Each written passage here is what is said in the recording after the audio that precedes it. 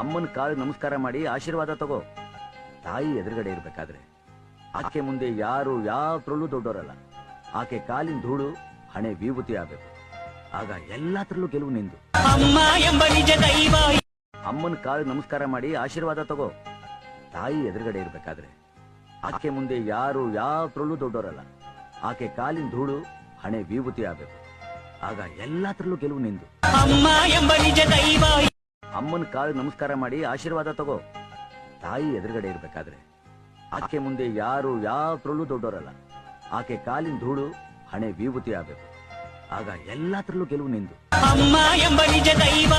ಅಮ್ಮನ ಕಾಲು ನಮಸ್ಕಾರ ಮಾಡಿ ಆಶೀರ್ವಾದ ತಗೋ. ತಾಯಿ ಎದುರುಗಡೆ ಇರ್ಬೇಕಾದ್ರೆ ಆಕೆ ಮುಂದೆ ಯಾರು ಯಾವ್ದ್ರಲ್ಲೂ ದೊಡ್ಡವರಲ್ಲ. ಆಕೆ ಕಾಲಿನ ಧೂಳು ಹಣೆ ವಿಭೂತಿ ಆಗ್ಬೇಕು. ಆಗ ಎಲ್ಲಾತ್ರಲ್ಲೂ ಗೆಲುವು ನಿಂದು. ಅಮ್ಮ ಎಂಬ ನಿಜ ದೈವ.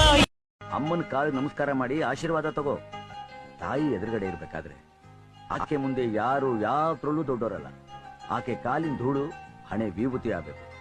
ಆಗ ಎಲ್ಲಾತ್ರಲ್ಲೂ ಗೆಲುವು ನಿಂದು. ಅಮ್ಮ ಎಂಬ ನಿಜ ದೈವ. ಅಮ್ಮನ ಕಾಲು ನಮಸ್ಕಾರ ಮಾಡಿ ಆಶೀರ್ವಾದ ತಗೋ.